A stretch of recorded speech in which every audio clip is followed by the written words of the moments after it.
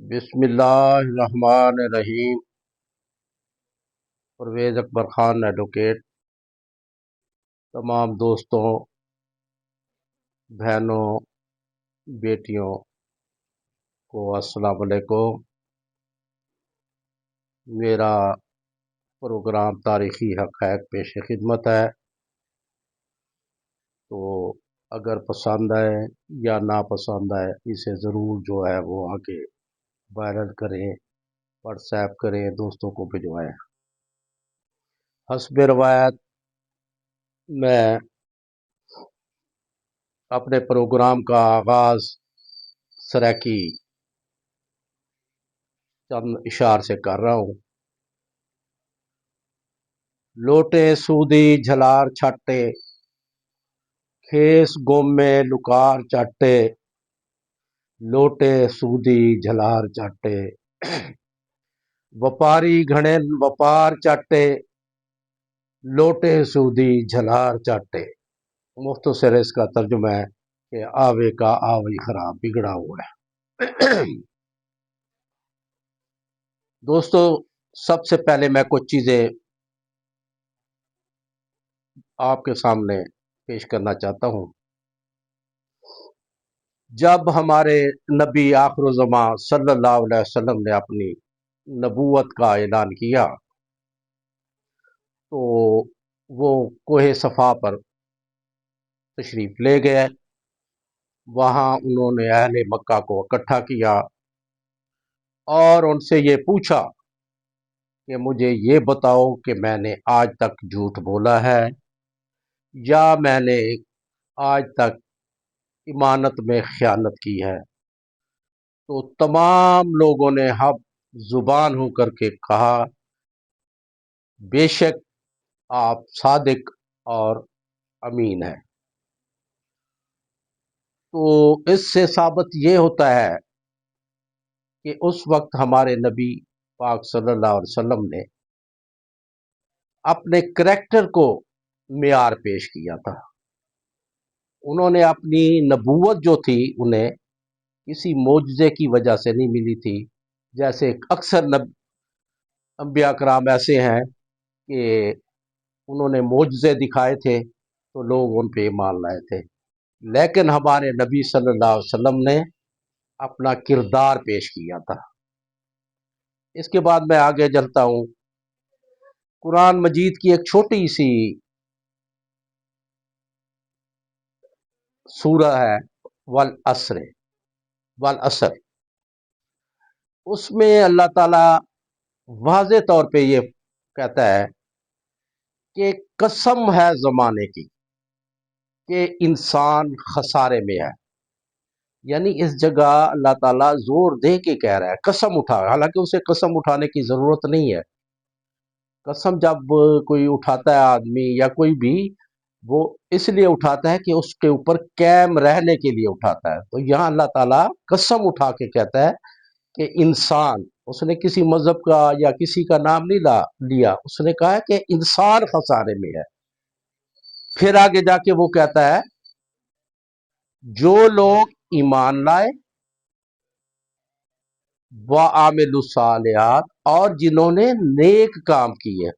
یعنی یہاں بھی قرآن نے معیار جو پیش کیا ہے عامل الصالحات، مطلب ہے کہ کریکٹر، یعنی ہمارا جو کریکٹر ہے اس پہ زور دیا گیا ہے۔ نبی پاک صلی اللہ علیہ وسلم نے بھی جب نبوت کا اعلان کیا، کردار کا پیش کیا، اور قرآن مجید میں بھی اللہ تعالیٰ عامل الصالحات معیار وہ اس نے رکھا ہے۔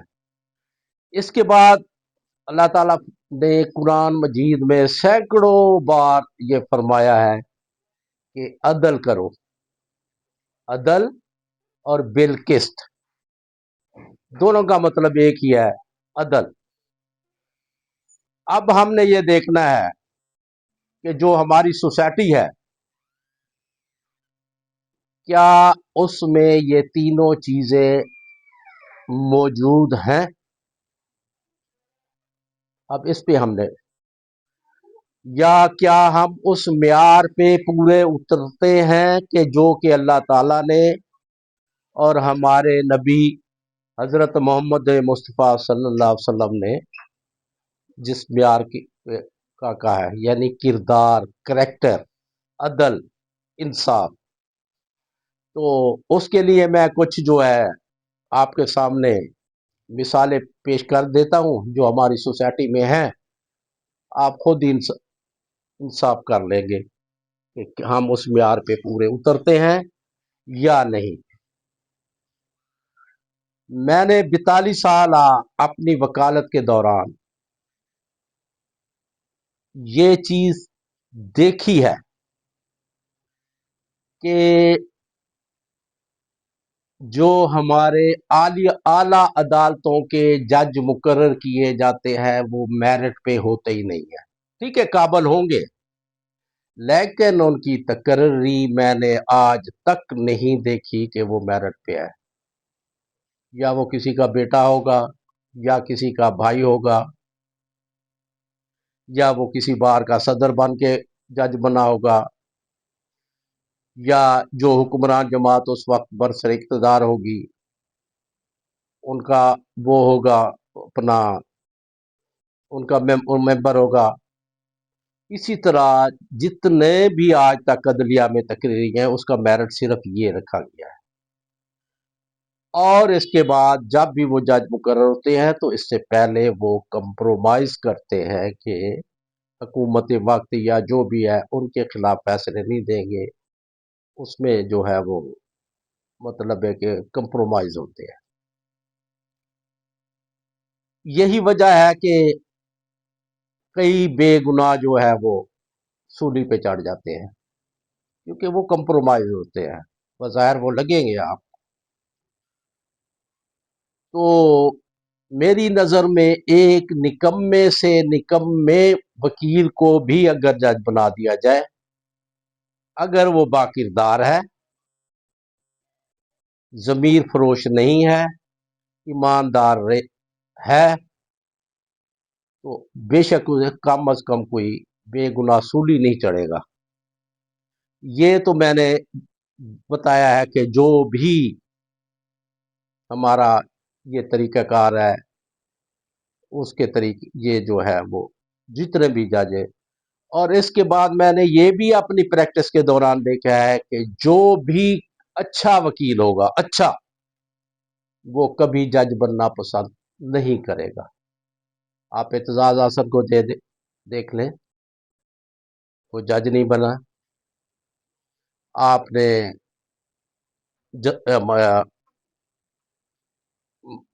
مسعود صاحب تھے جو آئین کے، ان کا وہ جج نہیں بنے، انہوں نے وہ نہیں بنے۔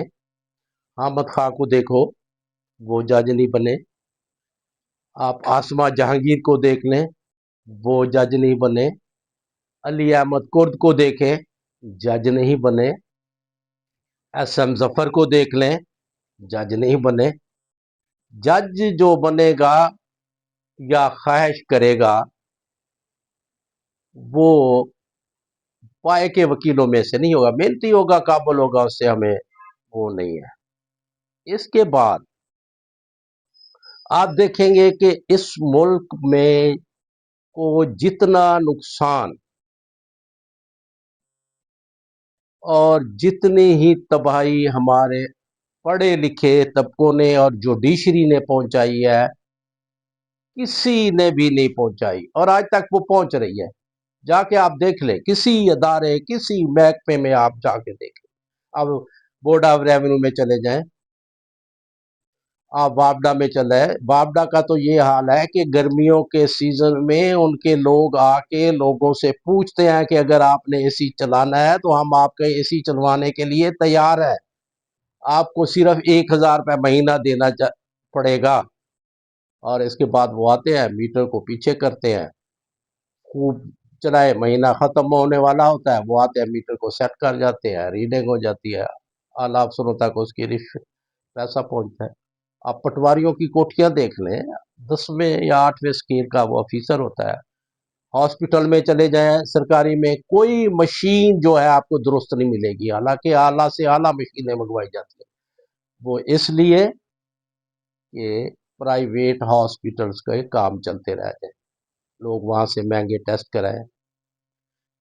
डॉक्टरों को देख लें, गरीब लोगों का एक एक गिरोह बना होता है, गरीब लोगों को लाया जाता है, मामूली सी रकम दे के उसका गुर्दा ले लिया जाता है, फिर उस गुर्दे को वो लाखों रुपए में बेचते हैं। सरकारी हॉस्पिटल की जो फार्मेसी आप देखेंगे, आपको 2 नंबर दवाई मिलेगी। पढ़े लिखे लोग हैं भाई सब इसमें, हम मैं भी इसमें शामिल हूँ, ये नहीं कि मैं उसमें इस सिस्टम से बाहर हूँ। आप चले जाएं, पंजाब की तकरीबन 80 से 90% बार एसोसिएशन ऐसी हैं, और अदालतें भी जिनकी बिजली फ्री है, कोई मीटर नहीं है, फ्री चल रही है, और किसी को जरूरत नहीं कि उनको आके हाथ लगा, कोई जरूरत नहीं है। सरेआम चोरी नहीं है, सरेआम चल रही है। यानी कि आप जिस जगह भी जाए, अब मैं आपको एक मिसाल और सुनाता हूं कि इस मुल्क में 2 रेफरेंडम हुए थे, एक तकरीबन 84-85 के दरमियान, और एक हुआ था 2002 में या इसमें। उस रेफरेंडम में जितने भी सरकारी मशीनरी थी वो हरकत में थी, टोटल सरकारी मशीन, उसमें डीसी, उसमें कमिश्नर, उसमें चीफ सेक्रेटरी, उसमें हर अदारे के, उसमें टीचर, यानी पूरा एक तबका जो पढ़ा लिखा था, सारा पूरा मुकम्मल तौर पर मुल्क का, वो सब इकट्ठे था। रेफरेंडम हुआ, रेफरेंडम में जनाब 2 से 3% वोट कास्ट हुए, और जब शाम को हुई तो फिर जनाब जाली ठप्पे लगने शुरू हो गए, मोरे लगने शुरू हो गए, डीसी भी शामिल, कमिश्नर भी शामिल, आईजी भी शामिल, दुनिया का जितने भी पढ़ा लिखा पाकिस्तान का, सॉरी पाकिस्तान का जितना भी पढ़ा लिखा तबका था, टीचर भी, सब चौक द चौक अपने ठप्पे लगा रहे थे। और जब शाम को टीवी ऑन किया तो खबर आई कि जनाब फलां शख्स जो है वो 95% वोट लेकर मुल्क के सदर मुंतखब हो गए हैं। अब बताएं, इसमें कोई कमी रह गई है? वैसे तो हम कहते हैं कि जनाब हम बड़े ईमानदार हैं, हम ये हैं, कुर्सियों पे बैठते हैं तो बड़ी बड़ी बातें करते हैं, लेकिन यहाँ तो बता दें ये 2 रेफरेंडम हुए हैं, उसमें पूरा पढ़ा लिखा तबका जो है, पढ़ा लिखा सारा टोटल जहाँ जहाँ का था सब इन्वॉल्व था। 1971 का इलेक्शन हुआ तो बाकायदा तौर पे कौमी खजाने से एक खतीर रकम जो थी वो खर्च की गई कि 2 जमातों को, मशरकी पाकिस्तान से एक बड़ी जमात और इधर से अपना मगरबी पाकिस्तान से 2 जमातें थी, इनको नहीं जीतने देना। रकम खर्च की गई, लो बेदरे की गई, रिजल्ट वो दोनों जमातें थी। इसके बाद एक जमात 88 के इलेक्शन में, उसके बाद यही कुछ हुआ।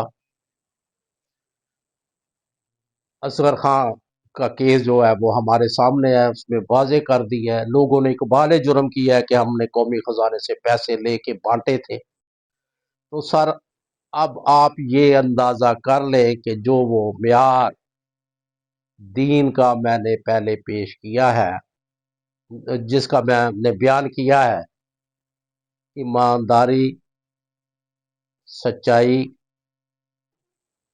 और जो कुरान का म्यार है उस पे हम पूरे उतरते हैं या नहीं उतरते,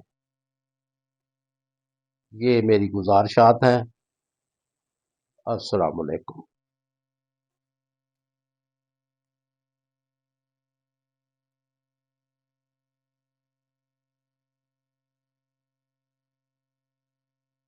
दे